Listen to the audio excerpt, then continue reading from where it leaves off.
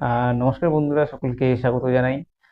আজকের ভিডিওটা আমি বেসিক্যালি করছি ইয়ং অ্যাডভোকেটদের জন্য, যারা কোর্টে ঢুকেই একটা কথা প্রত্যেকে শোনে, আমিও শুনেছি, যেটা কোর্টে থিওরি ভুলে যাও, কোর্টে সিনিয়রের সঙ্গে থেকে প্র্যাকটিক্যালটা শেখো।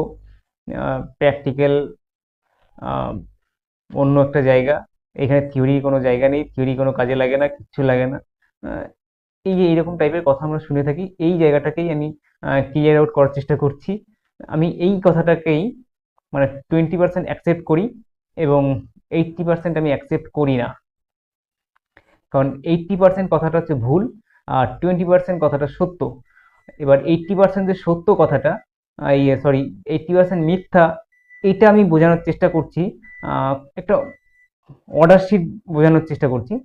সাহেব, আমাদের যে কোর্টের মধ্যে সাহেব থাকেন, কোনো মামলা যে সাহেব অ্যাপয়েন্ট থাকেন, তিনি যে মামলার কাজগুলো করেন সেইগুলো কিন্তু সেকশন অনুযায়ী করেন, থিওরি অনুযায়ী করেন। থিওরির মধ্যেই সবকিছু বলে দেওয়া আছে, সাহেব কখন কি করতে পারবে, কখন কি করতে পারবে না, কখন কি করবেন, কোন মামলার পরবর্তী স্টেপ কি হবে, সব সেকশনে বলে দেওয়া আছে। Without theory that's nothing possible. তো এই থিওরি ছাড়া কোনো কিছুই সম্ভব নয়। তো এবার এই থিওরিটা যে 80% আমি অস্বীকার করলাম যে তাদের কথাটা, যে তারা ভুল বলছেন, সেটা আমি বোঝানোর জন্য এবার আমি বলছি আমাদের কোনো ক্রিমিনাল মামলার ট্রায়াল সম্পর্কে আমি বলার চেষ্টা করছি। ধরো কোনো মামলার ট্রায়াল হবে, আহ, পুলিশ চার্জশিট দিয়ে দিয়েছে, তার রিপোর্ট পাঠিয়ে দিয়েছে কোর্টের কাছে, তার পরবর্তীতে তো মামলার ট্রায়াল শুরু হয়।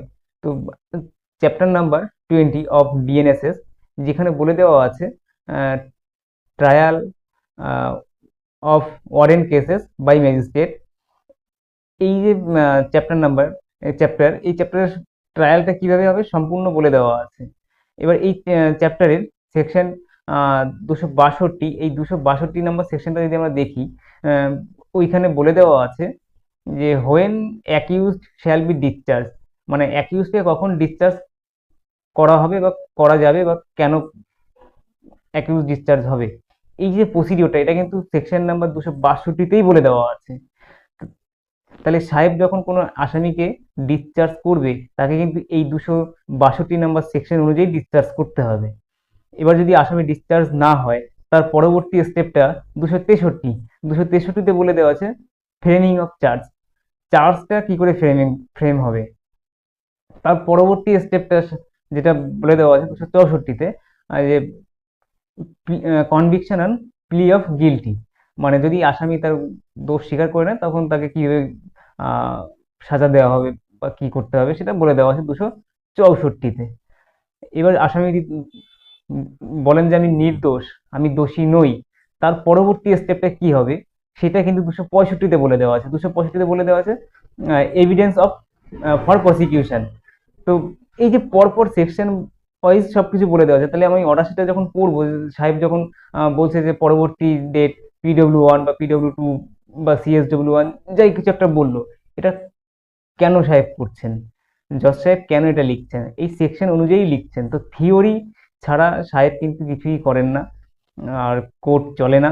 থিওরি মাস্ট বি জানতে হবে, উইদাউট থিওরি কিছুই করা সম্ভব নয়। তো পড়াশোনাটা অবশ্যই করতে হবে। আহ, যে যাই বলুক না কেন, পড়াশোনাটা হচ্ছে প্রথম। এবার আমি বলেছিলাম 20% আমি তাদের কথা অ্যাকসেপ্ট করি, যে কোর্টে অনেক কিছু শেখার আছে, যে ব্যাপারগুলো, সেটা আমি 20% অ্যাকসেপ্ট এই জন্যই করছি। দেখো, কোর্টে আমরা যখন যাই তখন কিন্তু আমরা কোর্টের যে প্রসিডিংস, মানে অনেক কিছু জানার থাকে, যেমন আহ, কিভাবে সাবমিশন করতে হয়, কিভাবে কথা বলতে হয়, আহ, সাহেবের মাইন্ড রিডিং দিয়ে এরকম অনেক কিছু থাকে, যেগুলো আমাদেরকে শিখতে হয়, সিনিয়রদেরকে শিখতে হয়, দেখে শিখতে হয়।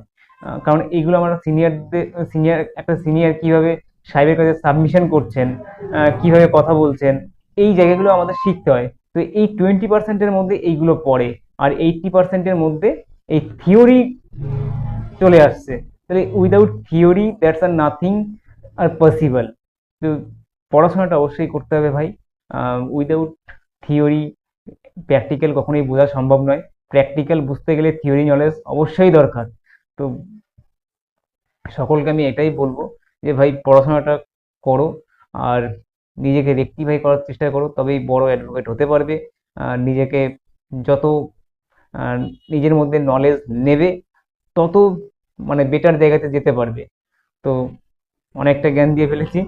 আর যদি কোনো কোয়ারি থাকে তাহলে অবশ্যই কমেন্টে জানাতে পারেন। সকলকে অনেক অনেক ধন্যবাদ।